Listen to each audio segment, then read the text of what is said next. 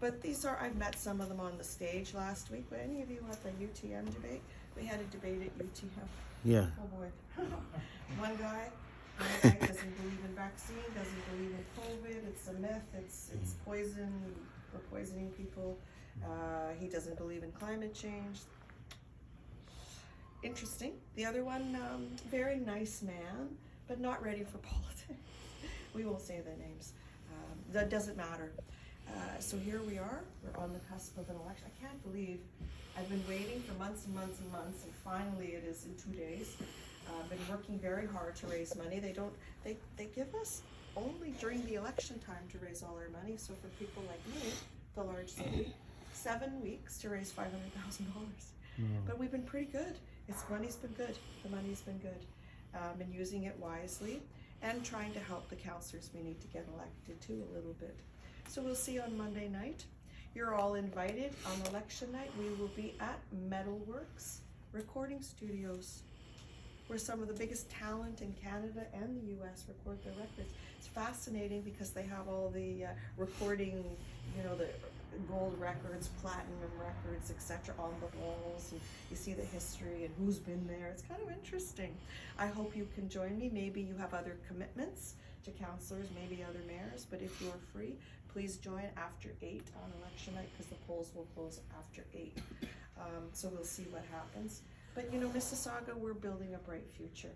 This is not the city from 50 years ago. Mississauga will be 50 years old in 2024. So it wasn't that long ago. Some of us who were here remember Mississauga. They had horses and cows grazing on Burnham Thorpe in here, Ontario. Remember, right? Applewood orchards. Why do you think it's called Applewood? Apple farms, apple orchards, all in this area. Fruit farms. Amazing. That wasn't that long ago. And look how we've changed. We're now not a suburb of Toronto, big urban city, 3rd largest in Ontario. Toronto, Ottawa, Mississauga. We are an economic engine, 98,000 businesses, 75 Fortune 500s, 1,400 multinationals. We have 500,000 jobs and growing every day. We are a net importer of jobs. That means more people start and end their day here or drive into work than actually drive out somewhere else.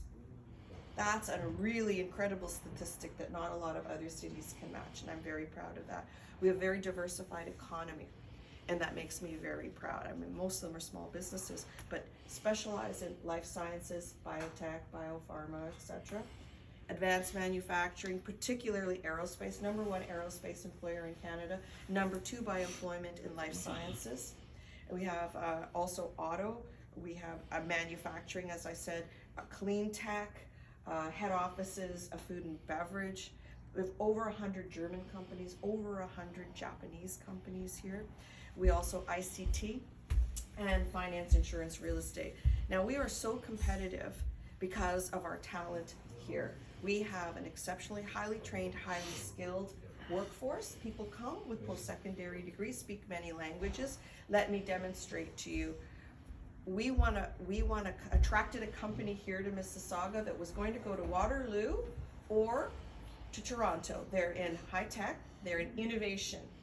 And I heard that they were being pitched to Waterloo or to Toronto, and I said, why are you letting them have a shot at this? And why not Mississauga? Oh, Bonnie, this is an innovation company, and they're on the innovation corridor. And this is a company that's looking for highly trained, highly skilled people who speak a lot of languages with proximity to the airport. Sound familiar? Yeah.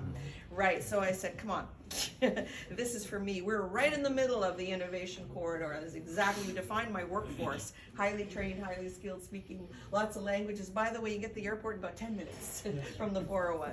So of course, cognizant, 2,000 jobs came here instead of Waterloo or Toronto. And that is the story with many companies. Even during COVID, when we were in lockdown, we still brought 2,000 companies here, 2,000, 13,500 jobs just during COVID. So this is because Mississauga is a very desirable place to live, to work, to invest, to raise your families. We have so much going on here. I'll just close because you probably have questions for me as well, because we're building. We need to build more affordability. The city needs to be more affordable, as does everyone, and we're worried about affordable housing, and we're worried about building transit. I'm very successful attracting business here and closing business deals to get that investment. But then I want people not only to work here, but to live here. And the price of houses, unless you're it's much too high for the average family. And so we have to work with the provincial, the federal government to provide incentives to bring the costs down so everybody can afford. And not only condominiums, because of course we're building lots of condominiums. You've seen the downtown. We have 50 towers coming into the downtown. 50. Wow. 50. 25 towers in the next 5 years, and then when they develop around Square One, Oxford Omers, that's another 30 towers. But that's a lot of condominiums. And this is not housing, and it's not for families, 700 square feet unless you have a 2-bedroom.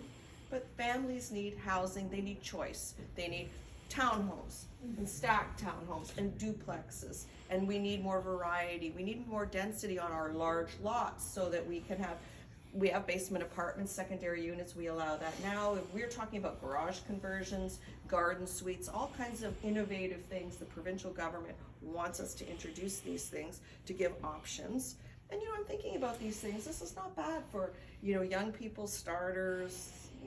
Maybe your son is married, wants to start, he wants to live close by. That's okay. Maybe here, I don't know, maybe we could all live here. So we're looking at different varieties to provide more housing supply, but more affordability. And the other thing, not only affordable housing, but seniors care and long-term care. Because I think we learned during COVID that was the big gap. How we care for our seniors. We need to build more seniors housing and long-term care facilities. And I've suggested that they have surplus land, federal, provincial government, sell it not at market rate, a little bit less, to someone who will agree in contract to build affordable housing or long-term care or seniors care so that they can build it cheaper. And there are different kind of modular formats now that they can build much cheaper. So this is what the kinds of things we're looking at. And then in the lakefront, we have new communities coming in the lakefront, mixed use, because my goal is to build a complete community. So if you live there, you never have to leave. You're by the water, why would you go anywhere? You can work there, live there, have all recreation, schools,